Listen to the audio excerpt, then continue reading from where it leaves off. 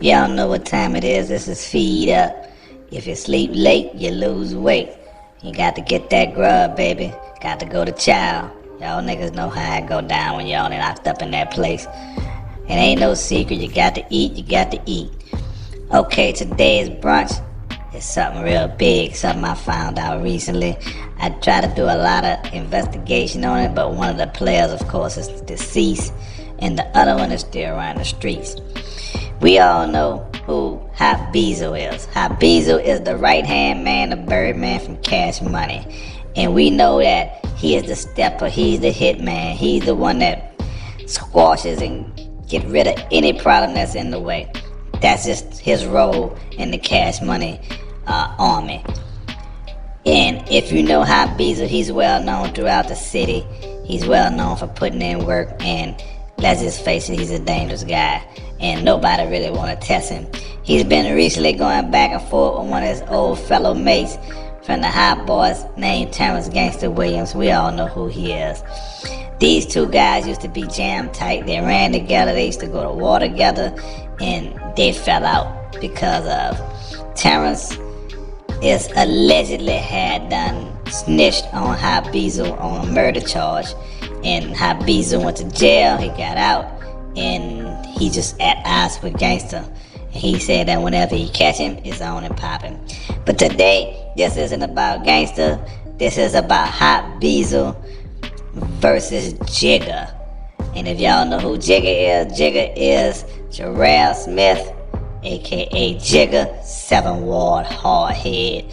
He's a known jack artist in the streets when he was alive, and he was known to take hits. He's also allegedly the man who had deleted Soulja Slim. But today, we're not talking about Soulja Slim either. We're just talking about Jigga and Bezzo, the clash. These two guys actually met up, and when they met up, it was all bad. It didn't happen in a bad way. I'ma get to it. Let's go. Feed up. The scene take place in 2002. Garelle Jigga Smith. He was running around New Orleans area robbing, jacking, kidnapping, and killing. He's a known hitman throughout the New Orleans area. He's from the 7 Ward St. Bernard Project. Most people uptown didn't really know him because he never ventured uptown that often. But when he did, he went to go get his man and return home.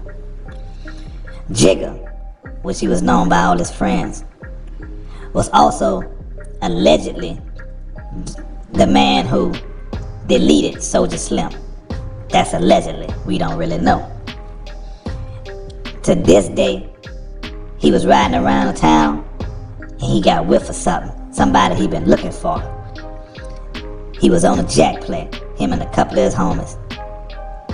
They rode out to the spot where they been following the guy at, and lo and behold, he went in the house. When he went in the house, Jigga and his crew just watched the house, sat in the dark, and waited, and waited. And they waited till nighttime came, and everybody was asleep, and that's when they made their move. Down goes the door of the house. All these gangsters, steppers, into the house. They looking for their victim, the man they came to kidnap and possibly murder. Who was this guy? We don't know. But what did find out was Jigga, known hitman, known gangster, known stepper, don't play no games. He made one final flaw. He kicked in the wrong door. He was at the wrong house. The house that he was actually looking for was next door. So he kicked in this door, and lo and behold, what did he find? Even though it was a mistake, he came up on something. He came up on an uptown legend, 504 Cash Money millionaire affiliate. His name is Bezzo. Yes, Jigga had done caught Bezzo in the house, laying in the bed with a female. A house that no one know he be in. He was ducked off, hiding, just chilling, watching TV, probably getting in some head, and he just was cooling. And the door came in, and a bunch of gangsters came in, and they had guns pointing at him in every which way. What was he gonna do? He was caught, hands down, slipping. But little did Bezzo know, he wasn't even an intended victim. Jigga stood by Bezzo and told him, man, do you know how many people want your head on the pike? You know how much money I can get for you? Bezzo didn't say a word. He just watched him. So Jigga, smart man, he took the gun that Bezzo had sitting on a dresser and tucked it for himself. He snatched the chain, cash money chain that is, off of Bezzo's neck and put it in his pocket, while his boys was running around the house making sure they wasn't in the right house. Then they finally concluded this wasn't the right house, but we got Bezzo. Garelle Jigga Smith got one of the most populous downtown op there is, standing right in front of him, pleading, begging for his life. From what the people saying that, and it could be true and it can't be true, but they said Bezzo actually cried and begged Jigga not to kill him. I'm not sure if that's true or not, but what would you do in that position? Would you beg for your life, or you would go out hard and say, fuck it, handle your business? I guess everybody will never know, because Jigga is no longer with us.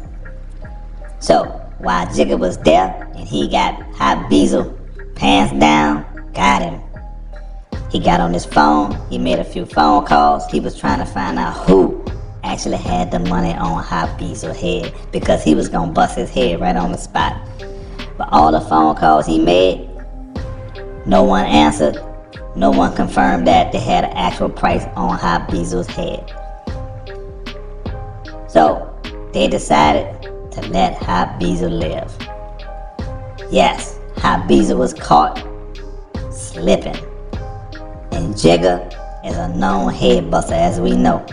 And we know Bezzo, he's a known head buster, as we know. He's also allegedly the killer of a famous rapper in New Orleans. We won't call his name. What did Bezzo do when he was let free? Because he was let free, as we can see. From what I understand, he respected the move and didn't do anything. So some people say that's the person that Bezzo was scared of. Bezzo didn't want to see him. Bezzo didn't want to have nothing to do with the guy.